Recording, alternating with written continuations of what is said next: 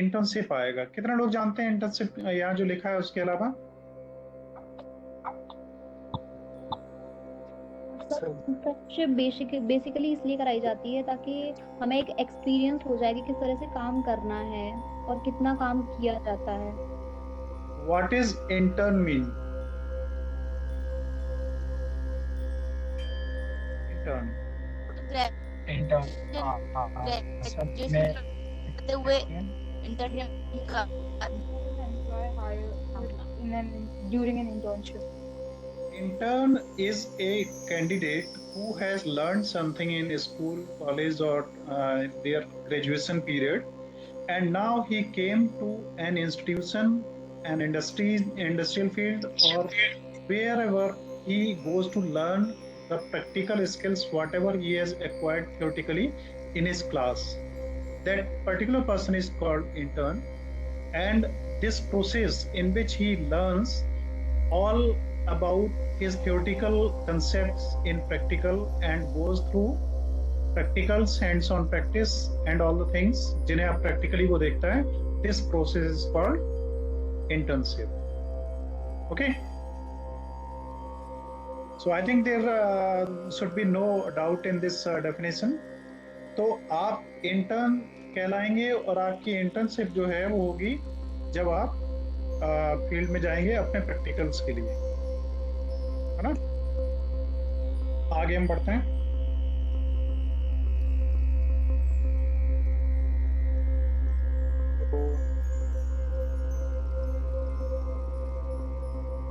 Just a minute.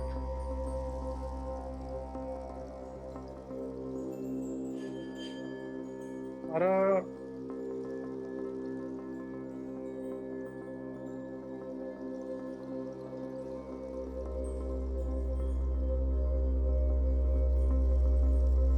Internship आप लोग समझ गए। अब आपको समझना है कि इंटर्नशिप के जो की कैरेक्टरिस्टिक्स हैं वो क्या हैं। तो इसके दौरान आप क्या करते हैं और किस तरीके से आप इसको समझेंगे कि इसके की कैरेक्टरिस्टिक्स क्या हैं। अभी भी हमारा सिस्टम कुछ शायद प्रॉब्लम कर रहा है, तो मैं आपको एनोटेट नहीं कर पा रहा हूँ, मैं आपको ऐसे ही समझा देता हूँ। देखिए, फर्स्ट है लर्निंग अपॉर्चुनिटी।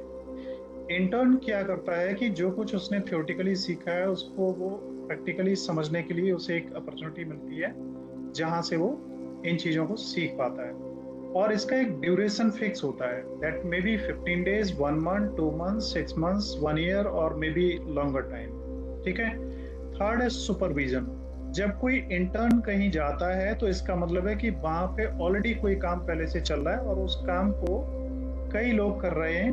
तो ये जो लर्नर हमारा जाएगा जिसे हम इंटर्न कहते हैं, तो उसे वहाँ पर कुछ ऐसे लोग मिलेंगे जिनके थ्रू वो अपनी चीज़ों को और बेहतर तरीके से समझ पाएगा और उनकी सुपरविजन में काम करेगा। नेक्स्ट है टास्क एंड रिस्पॉन्सिबिलिटीज।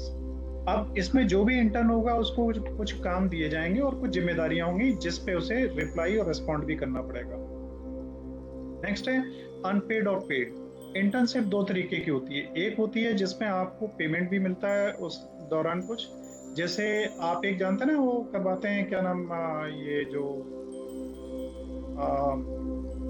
कुछ जॉब्स होती हैं बिगिनर्स के लिए, उन्हें इंटर्नशिप की जगह और भी कुछ कहते हैं, वर्ड में अभी फिलहाल मेरे दिमाग से उतर रहा है, ट्रेनी कहते हैं उसको, और एक वर्ड और भी है कुछ मैं अभी मिस कर रहा हूँ। तो वो है, उसमें भी पेड और अनपेड दोनों होते हैं। तो अब आपको कैसा मौका मिलता है ये आपके रिक्रूटर और साथ में उस पर डिपेंड करता है, कंपनी वगैरह पे भी। मैं अभी भी एनोटेट नहीं कर पा रहा हूँ आपको, इसलिए क्योंकि सेशन बीच में डिस्टर्ब ना हो, मैं ऐसे ही लेके चलता हूँ। नेक्स्ट है नेटवर्किंग। नेटवर्किंग क्या है कि जब आप पहले अभी आपने जो कुछ कॉलेज में सीखा है, थ्योरेटिकली सीखा है, अपने एक्सपीरियंसेस और अपनी चीज़ों को खुद आपने अप्लाई किया है, अब यहाँ पर आप एक सिस्टम में काम करेंगे जिसमें सभी पार्टिसिपेंट्स के अपने कुछ न कुछ जॉब रोल्स हैं और अपने एक दूसरे के थ्रू एक चैनल प्रॉपर है जिसमें एक नेटवर्क है अपर से लोअर लेवल पर काम करने का। और इसके साथ में आप क्या करते हैं, रिज्यूम बिल्डिंग। कुछ लोग इस वर्ड को रिज्यूमे कहते हैं, कुछ लोग रिज्यूम कहते हैं। सही वर्ड क्या है कल की तरह से आप बताएंगे? इंग्लिश का जैसे मैंने बताया था, सी के प्रोनाउंसिएशन में जो गलतियां हो रही थी, इट इज रिज्यूमे और रिज्यूम? Resume. रिज्यूमे ना? Yes, sir. Resume. मैक्सिमम लोगों का मानना यही होगा। कुछ लोग ऐसे हैं जो मानते हैं ये रिज्यूमे नहीं है। अगर ऐसा कोई हो तो हमें बताइए। सभी लोग मानते हैं रिज्यूमे ही है? Yeah, sir. Yes, It is sir. resume. Then once again I have an opportunity to change your opinion. It is not resume, it is resume. Now can you explain and prove that it is resume? Is there anybody?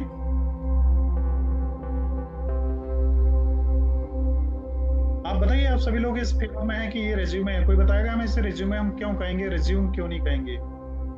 So in British pronunciation, जो assume word होता है उसको resume pronounce करते हैं. That's why it's resume. No, Tanya, no. Anybody else?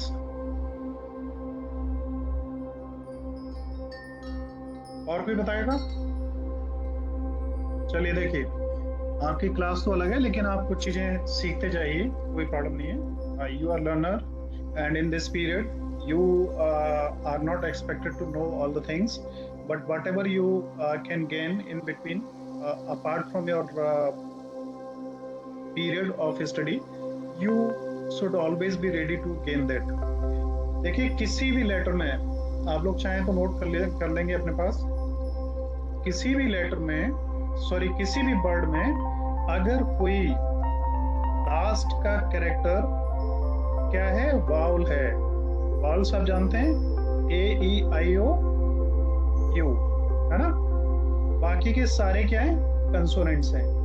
तो नियम है कि लास्ट में अगर कोई वाउल है, उससे पहले कोई कैरेक्टर कंसोनेंट है, उससे पहले फिर कोई कैरेक्टर वाउल है, तो ऐसी पोजीशन में जो लास्ट वाला वाउल है उसकी साउंड खत्म हो जाएगी और उससे पहले जो कंसोनेंट है और उससे पहले जो वाउल है उस वाउल का प्रोनाउंसिएशन डीप हो जाएगा। ध्यान रखिए इस चीज को। इसलिए ये रिज्यूम होगा, not resume. It is an means I can say it is a rule of English pronunciation. You can find it on internet also. ठीक है, तो यहाँ पे किसी को कुछ अगर कहना हो तो बताइए, नहीं तो आगे बढ़ा जाए। अब आपने देखा है कई लोग फाइनल को फिनाले कहते हैं, ग्रैंड फिनाले। तो कई बार क्या होता है, हम वर्ड्स को इस तरीके से प्रोनाउंसिएट करने लगते हैं कि हमें लगने लगता है कि वो वर्ड्स जैसे कहे जा रहे हैं वास्तव में वही हैं। वो अपने एक स्टाइल में बोलने का तरीका अलग अलग होता है। जैसे मैं आपको बताऊं, आप लोगों को नहीं पता होगा, एक बहुत फेमस इंडियन हुए हैं पत्रकार, उनका नाम था प्रतिश नंदी, और उनका एक शो आता था, उसका नाम था मैन एंड वुमेन शो, है ना? आप में से शायद किसी ने नहीं देखा होगा प्रतिश नंदी को। आप में से कोई जानता है? यस को सुनमा, want to say something? What help you need? Sir मैं पिछली क्लास नहीं ले पाई। कोई बात नहीं, वो वीडियो रिकॉर्डेड पड़ा है, उसको आप देख लेना है। तो सीवी तो कहते हैं। देखिए, सीबी जो है ना, आप उसे करिकुलम वाइटे कहते हैं। फिर आप, तो क्या वो वर्ड सही है? तो उसमें भी कुछ चीजें हैं जो आपको जानने की जरूरत है। फिलहाल हम टॉपिक पर आगे बढ़ते हैं, नहीं तो हम शायद इस टॉपिक से डाइवर्ट हो जाएंगे। आगे बढ़ते हैं, ठीक? तो इसमें आप देखेंगे कि कर्सर मेरा माउस प्रॉब्लम कर रहा है फिर भी।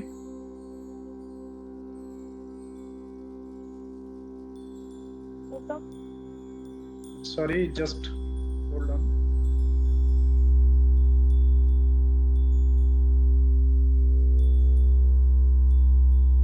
Can you help me here in the presentation, co-host? Because I am stuck here, that mouse is not working properly and I am not able to change my this slide also, और may be possibly hanging problem और कुछ इसमें ऐसी दिक्कत हो सकती है। ये एनोटेशन में है अभी, और एनोटेशन में हम कोई चीज़ जब लेते हैं तो उसको हम यहाँ से चेंज कर सकते हैं। अब ये चेंज हो जाएगा, लेकिन माउस डिस्प्ले नहीं होता। देखिए ये वो चीज़ें एक्सप्लेन है early, supervision, task and responsibilities, unpaid और पेड, नेटवर्किंग जो मैंने बताया आपको, उसके बाद में रिज्यूम बिल्डिंग। नेक्स्ट आगे हम बढ़ते हैं।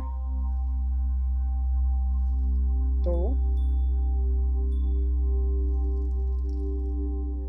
इन्होंने यहीं तक अभी से कवर अप किया है, इसमें मैटर और भी है, हम फिलहाल इसको यहीं पर खत्म करते हैं, और इससे रिलेटेड कुछ और जो चीजें हैं थोड़ी सी डिटेल में, उन्हें हम लेके आगे बढ़ेंगे। और मैं आपके साथ शेयर कर रहा हूं अभी वर्ड के कुछ नोट्स जो हम आगे अभी अप्लाई करेंगे और आपको नोट्स के रूप में बना के देंगे उन्हें। ठीक है, अभी मैं स्क्रीन आपके साथ शेयर कर रहा हूं।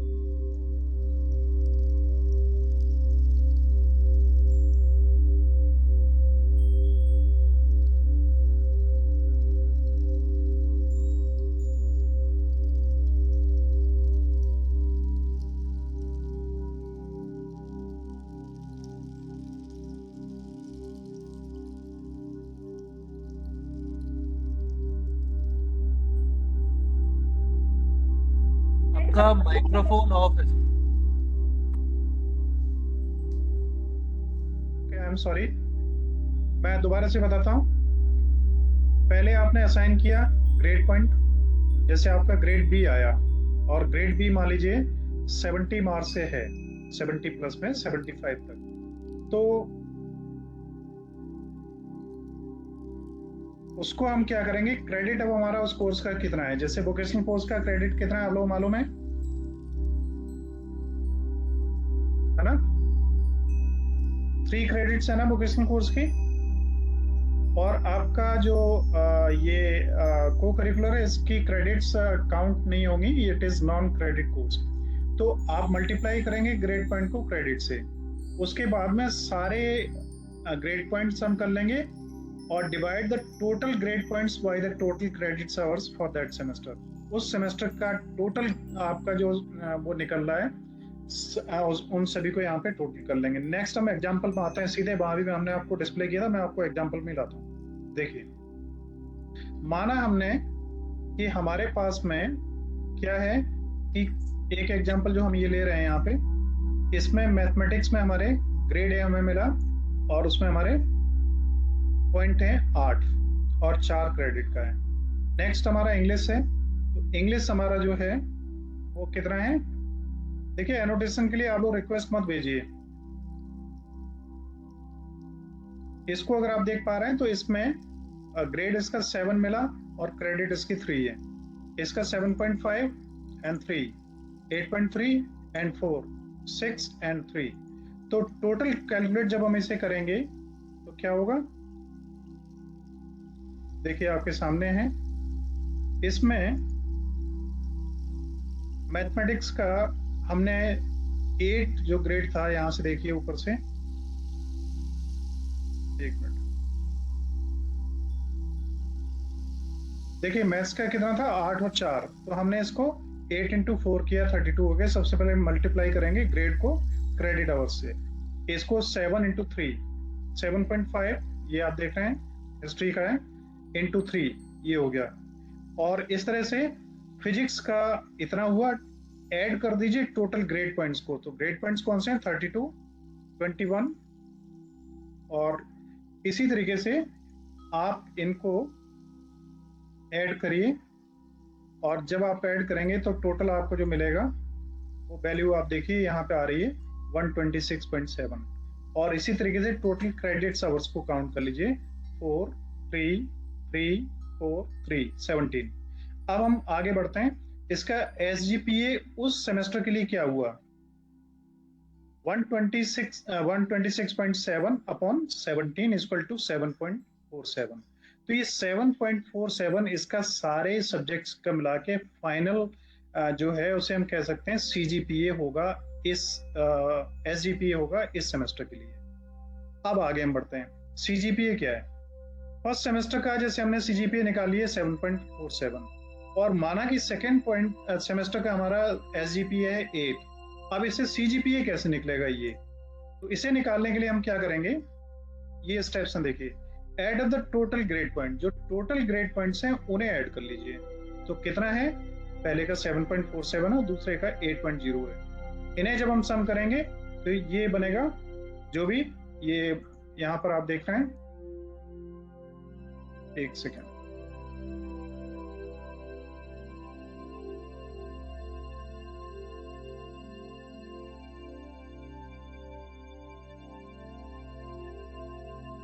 तो यहाँ 8.0 SGPA इंटू 17 क्रेडिट आवर्स, तो ये हमने निकाला। तो ये टोटल दोनों को मिला के, फर्स्ट सेमेस्टर सेकेंड सेमेस्टर को मिला के ये हुआ। टोटल क्रेडिट आवर्स को जोड़ लीजिए और टोटल क्रेडिट आवर्स जो है हमारे 34 है 17 प्लस, और उसके बाद हम divide the total grade point by total credit hours to calculate CGPA। Total grade points हमारे जो आए वो 262 ये आ रहा है और ये 34 ये आ रहे हैं, इन्हें कर दीजिए। तो ये जो फाइनल निकलेगा दोनों सेमेस्टर्स का मिला के वो होगा आपका CGPA। तो CGPA फाइनल 3 इयर्स का अगर हम मिला देंगे तो वो अगर 7.73 आ रहा है तो ये 77.3% के लगभग में जाएगा आपका। इसको अब हम ग्रेड में अगर निकालेंगे तो टोटल का ग्रेड आपका क्या बना, वो कम्युलेटिव होगा। इस तरीके से हम इन्हें निकालेंगे, ठीक है। नेक्स्ट था कि व्हाट इज इंटर्नशिप, तो ये आपको सारा मैटर रेडी है, आपको कुछ स्लाइड्स में भी अभी हमने शो किया था, अब इसको दोबारा एक्सप्लेन करने की जरूरत नहीं है। आगे हम बढ़ते हैं, जो अभी आपको मैंने स्लाइड्स में शो नहीं किया था, इसे थोड़ा सा आपको जानने के लिए जरूरी है, बहुत इंपॉर्टेंट नहीं है, फिर भी आप जानिए। Important bodies to be setup under NEP। NEP में कौन कौन से नए डिपार्टमेंट्स, नए मंत्रालय या नए हमारी कंट्रोलिंग एजेंसीज हैं वो क्रिएट होंगी। हमारा ऑब्जेक्ट क्या है, सबसे पहले ये देखिए, हमारा ऑब्जेक्ट ये कि 2035 में NEP को अप्लाई करने के बाद हमारा जो ग्रॉस एनरोलमेंट रेशियो है GER, यूनिवर्सिटीज में बच्चे एडमिशन लेते हैं, स्कूल्स कॉलेजेस में एडमिशन लेते हैं, उनका 50% बढ़ेगा। तो 50% बढ़ेगा तो हम इसे कैसे बढ़ाएंगे, इस टारगेट को कैसे अचीव करेंगे और इसको हम कैसे मैनेज करेंगे, उसके लिए सारे डिपार्टमेंट्स, नए डिपार्टमेंट सेटअप किए गए। और ये जो आप देख रहे हैं 3.5 crore new seats will be added. तो 3.5 करोड़ न्यू सीट्स जो अभी कैपेसिटी है हमारी कॉलेजेस की और यूनिवर्सिटीज की और स्कूल्स की, उसमें इतनी सीटों को हमें नई ऐड करने के लिए नया इंफ्रास्ट्रक्चर डेवलप करने की जरूरत है। अब ये UG education can be of 3 और 4 इयर्स, ठीक, 3 साल और 4 इयर्स की हो सकती है। मैंने सभी पिछले छोड़ दिए, केवल आपकी UG और PG पे मैं आया हूँ सीधा। तो 1 साल का अगर आप कंप्लीट कर लेते हैं और उसे छोड़ देते हैं तो आपको मिलेगा सर्टिफिकेट आफ्टर 1 ईयर। 2 इयर्स कर लेते हैं तो एडवांस डिप्लोमा, और 3 इयर्स कर लेते हैं तो बैचलर डिग्री, और 4 इयर्स अगर आप पूरे कर लेते हैं तो क्या होगा, बैचलर्स डिग्री विद रिसर्च। एक चीज और है यहाँ पे जो मैं लिखना भूल गया हूँ, अगर आपने 3 साल कंप्लीट कर लिए और आप पास नहीं हो पाए तो क्या होगा, कोई बताएगा? बताएगा कोई क्या होगा अगर पास नहीं हो पाए तो? NEP में सॉरी 2 इयर्स का डिप्लोमा सर्टिफिकेट मिल जाएगा, वो मिल जाएगा, लेकिन अगर आपने 3 इयर्स कंप्लीट कर लिए तो मैंने इसमें पढ़ा था एक जगह पे, वो उसके लिए एक वर्ड, कोई अच्छा वर्ड यूज होता है, उसमें बैचलर डिग्री आपको अवार्ड कर दी जाएगी, बट दैट विल बी, जैसे ग्रेस में करते हैं ना, ग्रेस दे के हम लोग अभी तक पास होते थे, उसी तरीके से उसको कुछ नया नाम दिया गया है, मेरे को भी ध्यान नहीं आ रहा है। ये एक प्रोविजन है उसमें कि 3 इयर्स अगर आप कंप्लीट कर लेते हैं और उसे कंप्लीट नहीं कर पाते हैं, आपकी डिग्री पूरी नहीं होती, तब भी आपको अलॉट कर दी जाएगी। अब है, कल आपने किसी ने क्वेश्चन किया था what is regulatory body and what is regulation. तो रेगुलेशन को हमें समझना होगा कि इंडिया में higher education commission of India, इसको सेटअप अभी किया गया है, HECI। What is HECI? ये क्वेश्चंस आपको जनरल क्वेश्चंस के आधार पर भी समझने चाहिए, जनरल नॉलेज के आधार पे। Higher education commission of India ये एपेक्स बॉडी होगी एजुकेशन फील्ड में, जो कई सारी मेडिकल और लीगल एजुकेशन को छोड़ के बाकी की जितनी एजुकेशन है वो इसके अंडर में आएगी। अब ये HECI क्या करेगा, इसके अंडर में 4 बॉडीज होंगी जो इस पूरे सिस्टम को मैनेज करेंगी। वो कौन कौन सी हैं? ध्यान दीजिए इन तरह, ये आपके सामने है और यहाँ पे आप देख पा रहे हैं ये जो हैं उनमें से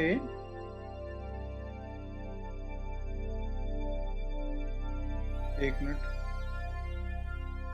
देखिए मैं लेजर पॉइंटर का यूज कर रहा हूं। तो पहला है national higher education regulatory council, NHERC। तो NHERC क्या है? National higher education regulatory council for regulations. ये आपके PG, UG वगैरह और रिसर्च वगैरह को कंट्रोल करेगी। जनरल एजुकेशन काउंसिल ये स्टैंडर्ड सेट करेगी कि कॉलेजेस, यूनिवर्सिटीज और स्कूल्स के लिए क्या स्टैंडर्ड होना चाहिए। जैसे आप जानते हैं NAC का एक्रीडिटेशन होता है, तो उसके लिए ग्रेडिंग होती है, A है, A+ है, B है। अभी आपके आगरा यूनिवर्सिटी की NAC का पैनल होने वाला है। इसी के आधार पर जो भी कॉलेजेस हैं, चाहे वो प्राइवेट हो चाहे गवर्नमेंट हो, उनका सभी का इंफ्रास्ट्रक्चर और उनके एजुकेशन का सिस्टम, वहाँ पे पढ़ाने वाले टीचर्स और उनके लिए रूल्स एंड रेगुलेशंस, उनका क्वालिफिकेशन, वो सभी कुछ ये सेट करेंगे। Higher education grants council, HEGC, ये चीजें आप लोगों को ध्यान देनी चाहिए। जैसे अभी UGC ही एक बॉडी थी जो स्टैंडर्ड भी सेट करती थी, रेगुलेट भी करती थी और मान्यता भी देती थी और फंड्स भी देती थी, सब कुछ UGC करती थी, यूनिवर्सिटीज ग्रांट्स कमीशन। तो अब ये 4 डिपार्टमेंट्स होंगे। इनमें नेक्स्ट हमारा आता है, तो यहाँ आप सामने देख रहे हैं आपके कि जो लास्ट है वो है नेशनल एक्रेडिटेशन काउंसिल। तो ये जो नेशनल एक्रेडिटेशन काउंसिल है, ये क्या करेगी? कॉलेज और स्कूल्स को उनके इंफ्रास्ट्रक्चर, उनकी पढ़ाई, उनकी एक्स्ट्रा करिकुलर एक्टिविटीज और ओवरऑल आउटस्टैंडिंग के आधार पर उनकी ग्रेडिंग करेगा, है? तो इससे हम आगे बढ़ते हैं। फिर है नेक्स्ट टीचर एजुकेशन। अब ऐसा नहीं रह जाएगा कि टीचर ने 1 साल जो पढ़ाई कर ली और बस उसे फिर अपने आप को अपडेट नहीं करना है। यहाँ तक तैयारियां हैं कि टीचर्स के भी टेस्ट रेगुलर होते रहेंगे, जिससे पता लगता रहे कि टीचर किस पोजीशन पे है और क्या वो जो क्वालिटी आज के हिसाब से हमें डिलीवर करनी है वो दे पा रहे हैं कि नहीं दे पा रहे हैं। तो टीचर्स को भी इसमें प्रॉब्लम है, उन्हें भी अपडेट होना पड़ेगा। तो by 2030 the minimum degree qualification for the teaching will be 4 years integrated B.Ed degree. ठीक, अभी जो कुछ चल रहा है वो चल रहा है। और एक इम्पोर्टेंट टर्म ये national curriculum framework for teachers education. तो टीचर्स एजुकेशन को रेगुलेट करने के लिए एक नेशनल लेवल पे जो फ्रेमअप की गई है पॉलिसी, उसके तहत ये सारा कुछ कंट्रोल होगा और उसके तहत ही मैनेज होगा। ठीक है, तो ये भी एक इम्पोर्टेंट पार्ट है यहाँ पे। नेक्स्ट हम आते हैं online education and digital education. सबसे ज्यादा जोर इसी पे दिया गया है NEP में कि हमारी परिस्थितियां कुछ डिफरेंट हो सकती हैं। आप में से बहुत दूर दूर के स्टूडेंट हो सकते हैं जो दिन में क्लासेस नहीं ले पा रहे हैं, कुछ लोग जॉब कर रहे हैं, कुछ और कहीं बिजी हैं, बट ऑनलाइन क्लासेस मैक्सिमम लोग ले सकते हैं, है ना? और उसके साथ में रिकॉर्डेड सेशन आपको ऑल टाइम अवेलेबल होंगे जो आपके लिए एड-इन्स हैं। फिर है टेक्नोलॉजी इन एजुकेशन। तो एजुकेशन में टेक्नोलॉजी के लिए देखिए एक बहुत इंपॉर्टेंट चीज है, नेशनल एजुकेशन टेक्नोलॉजी फोरम। ये बनाया गया है जिससे एजुकेशन में टेक्नोलॉजी का हम कितना और कैसे प्रयोग कर सकते हैं, ये इस चीज की संभावना को ढूंढेगा। जैसे इंटरनेट के लिए एक टास्क फोर्स है IETF, internet engineering task force. वो क्या करती है? पूरे इंटरनेट को गवर्न करने के लिए जो इंजीनियर्स हैं वो उनके साथ में लगे हुए होते हैं, वो उन्हें कंट्रोल मैनेज और करते हैं अगर कोई भी टेक्निकल या अदर प्रॉब्लम्स आती हैं। उसी तरीके से टेक्नोलॉजी को हम कैसे इम्प्लीमेंट करेंगे उसे NETF देखेगा। नेक्स्ट है प्रमोशन ऑफ इंडियन लैंग्वेजेस। हमारे इस NEP की एक सबसे बड़ी खूबसूरती ये है कि इसमें सबसे ज्यादा जो वो दिया गया है जोर, वो दिया गया है हमारी लोकल लैंग्वेजेस पर। अभी तक क्या था कि इंग्लिश को इतना ज्यादा अपर स्टैंडर्ड की चीज माना जाता था कि इंग्लिश अगर आपको नहीं आती तो आप में इन्फीरियोरिटी कम्प्लेक्स महसूस होता है कि वो इंग्लिश नहीं बोल पाता। और आमतौर पर जब आप इंटरव्यू में जाते हैं तो सबसे बड़ा डर आपको इसी बात का होता है कि वहां पे जो भी लोग होंगे वो इंग्लिश में क्वेश्चन करेंगे और अगर आप उसका जवाब नहीं दे पाए तो आपके लिए बड़ी प्रॉब्लम वाली बात होगी। तो ऐसा नहीं है, अब आप अपनी रीजनल लैंग्वेजेस में पढ़ाई करिए, आप केवल उस चीज को एक्सप्रेस करने की क्षमता रखते हो। और अब ये एक जो बॉडी है इससे ध्यान रखिए, बहुत इंपॉर्टेंट है, Indian institute of translation and interpretation. ध्यान रखिएगा, ऐसे ये क्वेश्चंस बनते हैं जीके वगैरह में तमाम में कि what is the name of the body that is to be set up or settled by the government of India to promote the language, its translation and interpretation? Then it is IITI.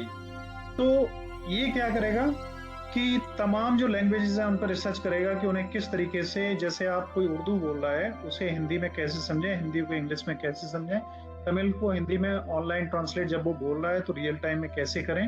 तो इसके लिए setup होगा।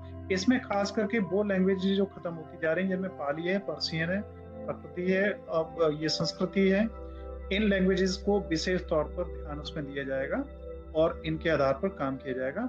आज के session में इतना ही, और कल के सेशन में हम सीधा सा एक छोटा सा सेशन लेंगे इसका कि what is co curriculum and vocational courses, and then we will start directly your co curricular activities का फर्स्ट चैप्टर का फर्स्ट यूनिट को हम कल ले लेंगे। सेकेंड सेमेस्टर वाले स्टूडेंट कल चाहें तो ज्वाइन कर सकते हैं, बट उनका कल ही हम शेड्यूल दे देंगे पॉसिबली, और इसका हम टाइम थोड़ा सा चेंज करना चाहते हैं if you all will permit. 8 बजे का जो टाइम है इसे हम थोड़ा सा चेंज करना चाहते हैं। यस मंता, you are saying something? Sir यही रहने दीजिए, क्योंकि इस टाइम मतलब सही रहती है, क्लास सही टाइम पे ले लेते हैं। सेकेंड सेमेस्टर की भी क्लासेस हमें स्टार्ट करनी है, और आपकी क्लासेस 2 होंगी, एक तो वोकेशनल की और एक करिकुलर की। टाइम कम है तो केवल इस सेशन के लिए हम लोगों को थोड़ा सा एडजस्ट करना है, आगे से कोई प्रॉब्लम नहीं होगी। इसमें क्या पॉसिबिलिटी होगी मैं कल ग्रुप में शेयर करूंगा, उसके आधार पे हम लोग जो कुछ होगा फाइनल करेंगे। ठीक है, तो आज के सेशन को हम यहीं तक करते हैं, and we are just going to wind this session now. If any questions anybody out of you have, you can shoot your questions. I would like to Yes. give. Yes, please. Yes, I want a question. So, हम जब आप B.Ed करेंगे तो अब हमारी जो B.Ed है वो 4 years की होगी? हाँ, इसे 4 ईयर में किया जाएगा, आगे अभी तक नहीं है शायद। ठीक है? Okay, sir. Any more? ये सेकंड सेमेस्टर की ही क्लास थी जो अभी हुई? ये सभी के लिए कॉमन है, सभी को इन चीज़ों की जानने की ज़रूरत है। जो भी कोई स्टूडेंट हैं, चाहे वो सेकंड के हैं, थर्ड के हैं, या वुड भी स्टूडेंट हैं आने वाले, उन्हें ये चीज़ें पता होनी चाहिए। So this is common. Sir जो सेकंड सेमेस्टर के लिए वोकेशनल सब्जेक्ट होगा, तो मतलब वो सब्जेक्ट का नेम क्या है? जैसे हमने पहले लिया था बिजनेस इंग्लिश कम्युनिकेशन, तो आप सब्जेक्ट का नेम क्या है? जैसे आपके सब्जेक्ट और सिलेबस वो कंप्लीट मैं कल ग्रुप में प्रोवाइड कर दूंगा। ठीक है, दोनों सेमेस्टर्स वो curricular and vocational. Yes sir, जब हमने CGPA काउंट किया था तो उसमें हमने 17 क्रेडिट आवर्स से मल्टीप्लाई किया था सर, तो वो दोनों सेमेस्टर के क्रेडिट आवर्स थे ना? देखिए, अब ये है ना, मल्टीपल एंट्री एंड एग्जिट है। अगर फर्स्ट ईयर कंप्लीट करके आप उसे वहीं ब्रेक कर रहे हैं और आगे बढ़ रहे हैं, तो दोनों सेमेस्टर्स का जो SGPA है उसको CGPA में कन्वर्ट करके फाइनल आपकी वो मेरिट या परसेंटेज निकलेगी। अब जैसे होता क्या है कि जो स्कॉलरशिप्स हैं या कहीं आपका सिलेक्शन होना है मेरिट बेस्ड, तो मेरिट में CGPA से ही ग्रेडिंग निकलती है, उसी को परसेंटेज माना जाता है। कैसे निकलती है वो अभी मैंने बताया, है ना? Anybody else? और किसी का कोई क्वेश्चन? NAC के बारे में बता दीजिए। किसके बारे में? NAC। NAC? You mean I am just going to write here? NAC. Yes, sir. NAAC है possibly. सर नहीं है NAC। NAC के बारे में नहीं देखा है अभी कुछ पर्टिकुलरली, और अगर ऐसा कुछ है तो मैं देख के आपको बता सकता हूँ, कल बता पाऊँ। कोई जो चीज मैंने नहीं पढ़ी है वो NEEC है सर। हाँ, वही मैं कह रहा हूँ, कुछ चेंज हो सकता है। और एक जो आप शॉर्ट फॉर्म को फुल फॉर्म में कन्वर्ट कर रहे हैं, तो वो किस रेफरेंस में कर रहे हैं, वही एक शॉर्ट फॉर्म किसी दूसरे तरीके से एक्सप्लेन होगी और कहीं और होगी। हमें ये जानना पड़ेगा कि उसका शॉर्ट फॉर्म जो किस रेफरेंस में उसे हम ले रहे हैं। है ना। तो मैं इसे आज आपको जवाब नहीं दे पाऊंगा। और कोई? सर जो एग्जाम होना है इससे जो भी को करिकुलर या वोकेशनल का, सर ये ऑनलाइन होगा? वो करिकुलर में 75% का वेटेज यूनिवर्सिटी की तरफ से एग्जाम होगा, 25 का हम असेस करेंगे। वोकेशनल 100% का पूरा हम करेंगे। और ओके सर। वो करिकुलर केवल पासिंग मार्क्स हैं, इनकी कोई क्रेडिट जुड़ेगी नहीं, और वोकेशनल की क्रेडिट आपके फाइनल में जुड़ेगी। ठीक। और कोई? सर आज क्विज होगी? Yunus, are you ready for the quiz? Yes, sir. I am ready. Then I am just going to assign the right to you to share Yes, the sir. screen. You are ready Yes, for sir. that? Yes, sir. Okay. So Yunus, मैं उससे पहले कुछ कह सकता हूँ? yes, of course. Actually students, इसमें आपके quiz में आपके 20 क्वेश्चंस हैं और प्रत्येक क्वेश्चन के लिए आपको 15 सेकंड्स दिए गए हैं। सो ये क्विज कोई वैसे नहीं है, इसको अंडर एस्टिमेट ना करें, क्विज सही से दें। और ये हो सकता है कि आपके मार्क्स और जो आपको मार्क्स मिले ना, उसमें हो सकता है आपको बेनिफिट दें, क्योंकि ये आपकी नॉलेज के लिए है। जो भी आप सेशन में पढ़ते हैं वो आपकी नॉलेज के लिए ही है। हम क्या करते हैं, ये क्विज बना के आपकी जो नॉलेज है उसको रिकॉल करवाते हैं, आपको रिमेम्बर करवाते हैं कि आज आपने जो भी पढ़ा है आप उसको एक बार रिकॉल कर ले, इसीलिए क्विज बनाई जा रही है। वरना ऐसा कुछ नहीं है कि क्विज में ऐसा कुछ है। ये क्विज आप ही के बेनिफिट के लिए। तो क्विज सारे लोग दें और क्विज को सही से पढ़ के जो भी आपने पढ़ा है और उसके बेस पर दें। सर इतना ही कहूँगा उसमें। चलिए, बहुत अच्छा। और ये इंस्ट्रक्शंस जरूरी थी आप सभी के लिए। जी सर। एक स्क्रीन आपके कंप्यूटर प्लेस हो रही होगी, तो यहाँ से मैं जो ये ग्रुप है इसको मैंने, स्क्रीन आपके सामने आ रही है, तो आप चाहें तो यहाँ पे स्टार्ट कर सकते हैं इसमें। क्विज को सर? हाँ, इसमें शेयर कर देता हूँ। मैंने क्विज को सर शेयर कर दिया ग्रुप में। और ये जितने भी स्टूडेंट हैं केवल क्विज को दें, और बाकी का कोई भी क्विज को स्टॉप वगैरह करने की कोशिश ना करे, वो हम लोग कर देंगे। आप केवल क्विज दें और अपना जो स्कोर है वो देखें बस। आपका जो टाइमिंग है क्विज में चलता रहता है, आपका कितना टाइम में कितना कंप्लीट किया है आपने, कितने क्वेश्चंस के आंसर दिए हैं, वो आपको पता चल जाता है। तो केवल आप क्विज दें और कोई भी क्विज को स्टॉप वगैरह करने की कोशिश ना करें, क्योंकि कल मैं देख रहा था वो बोर्ड पे बार बार स्टॉप कर रहे थे, स्टॉप बटन को दबा दबा के। तो जो क्विज बोर्ड था वो बार बार इसको स्टॉप करने की कोशिश कर रहा था, लेकिन वो हम so your what is ready?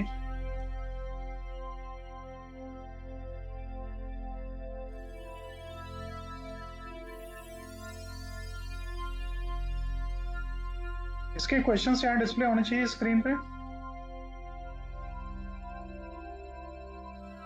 Yes sir.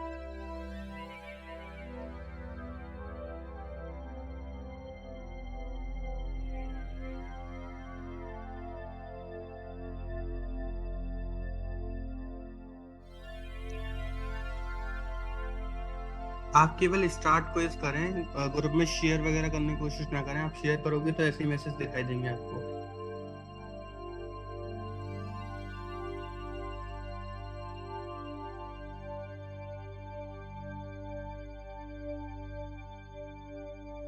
देखिए अभी मैंने आपको दोबारा से पिन किया है।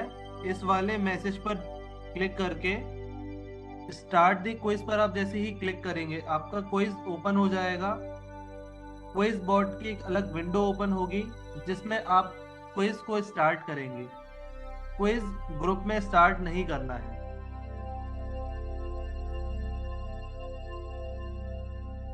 लोगों ने स्टार्ट कर पाया है क्या?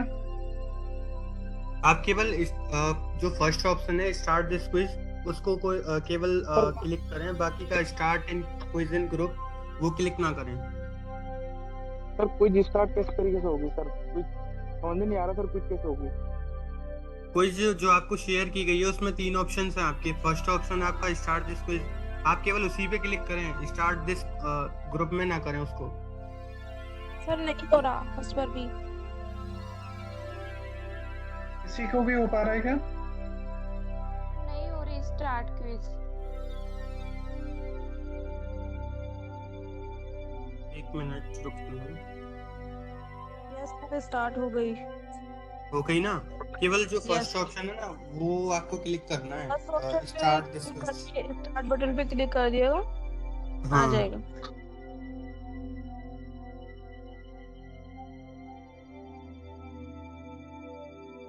सर आप एक बार ये पिक कर दीजिए जो मैसेज है उसको।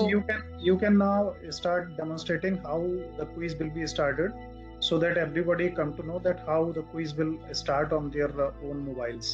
Yes. Yes sir. जैसे कि स्टूडेंट्स ये वाली स्क्रीन ना आपको 3 ऑप्शन मिलेंगे यहाँ पे, start this quiz, start quiz in group और शेयर क्विज। तो आपको फर्स्ट ऑप्शन पे क्लिक करना है, स्टार्ट दिस क्विज पे। फिर उसके बाद में आपको यहाँ पे आना है।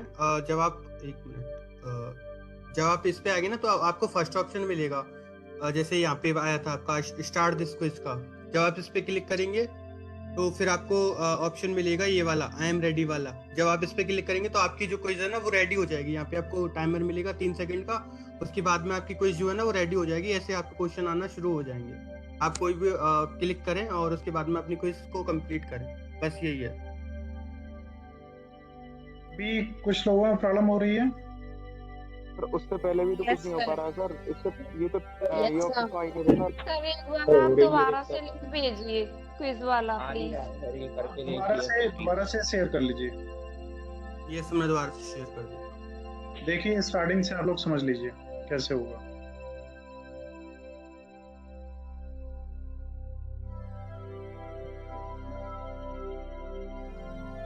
यस यूनुस, अब आप लोग सही से फॉलो करिए स्क्रीन पर देख के।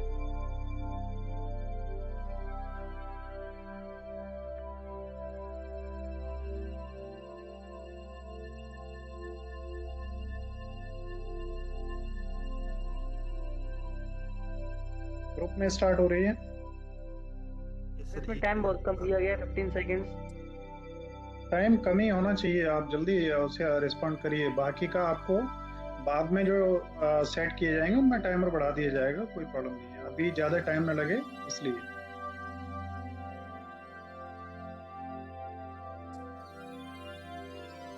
अभी तो सभी लोग कर पा रहे हैं।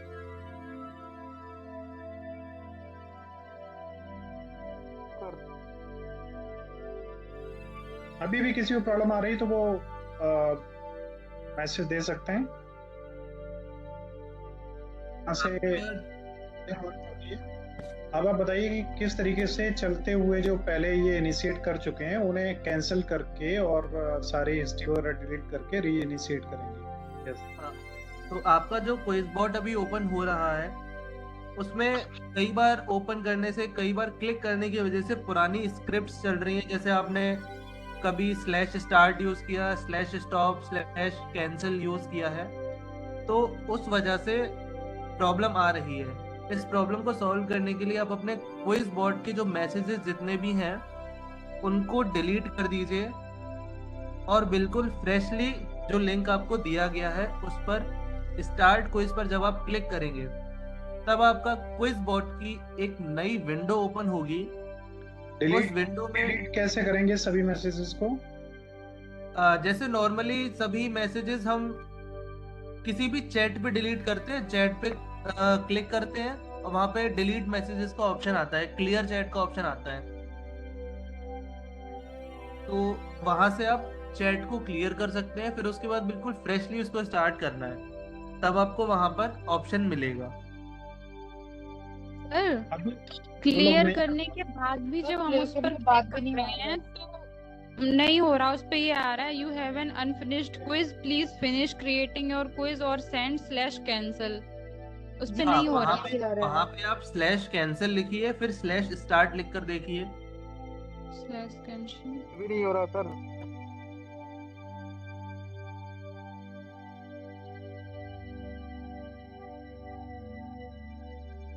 हुआ क्या? 1 मिनट सर टाइम नो हाँ सर हो गया क्रिएट अ न्यू क्विज हो रहा है है ना? सर। हो गया हो गया हो अगर गया आपको इस तरह की प्रॉब्लम आ रही है तो आपका जो हो क्विज गया। बॉट, हाँ, क्योंकि पहले से ही ये टेलीग्राम की कमांड्स है जो क्विज बॉट में यूज होती है। तो अगर आपका कोई क्विज पहले से ही एक्टिव है, उसको बंद करने के लिए आप लिखेंगे /cancel और फिर आप दोबारा से कमांड देंगे /start, तो आपका जो क्विज है वो स्टार्ट हो जाएगा। अभी भी किसी को प्रॉब्लम आ रही है तो बताइए।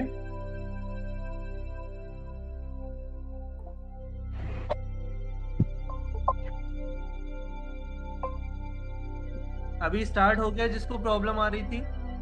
Let's create a new quiz आ रहा है सर, इसमें अभी हो ही नहीं रहा सर, क्रिएट करने के लिए आ रहा है कोई। हाँ, तो आपका वो पुराना वाला स्टॉप हो चुका है। अब आप दोबारा से ग्रुप में जाकर के उस मैसेज से स्टार्ट द क्विज पर क्लिक कीजिए और फिर बताइए।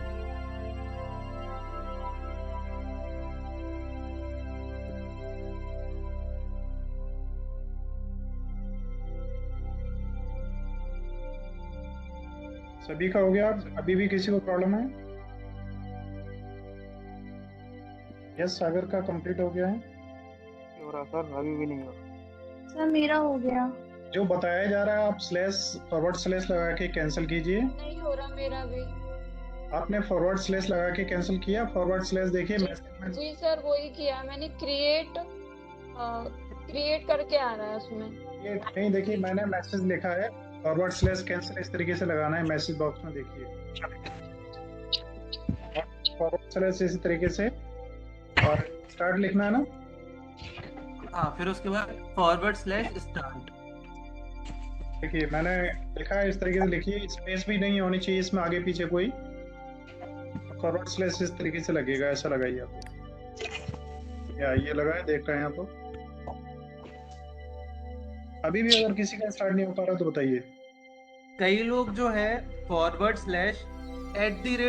/@quizbot लिख रहे हैं, वो कमांड है क्विज बॉट को स्टार्ट करने के लिए, ना कि क्विज को स्टार्ट करने के लिए। सर आप एक बार प्लीज फिर से लिंक कर दीजिए, शेयर कर दीजिए ग्रुप में। यस सर, बता दीजिए। मैं अभी करता हूँ, लिंक मैं अभी शेयर करता हूँ। Okay sir. आप लोग पहले // और कैंसिल लिख के अपनी पिछली कोई भी अगर बॉट रन हो रहे हैं तो उन्हें कैंसिल कर लीजिए। देखिए ग्रुप में मैंने मैसेज दोबारा से फॉरवर्ड किया है।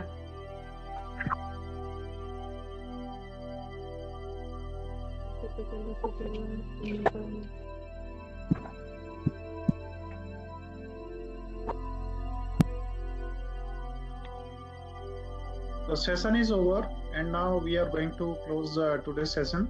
Thanks to you all who joined, and somehow due to any reason, if somebody could not join, he can get all the recorded sessions from YouTube channel. You are seeing the QR code on your screen, or you can go to YouTube//NEPVC2020 to go for the channel. And I would like to request you all to subscribe this channel also, so that you may get the proper information whenever new videos being uploaded. And you can also forward these links to your colleagues so that they can also get benefited from us. So thank you all joining this session. Thank you, Mr. Sikar and Mr. Yunus. Yes, sir. Be a part of us this presentation. Thank you all. Very soon we will introduce a lot of new changes also. So thank you and good night to you all. Good night.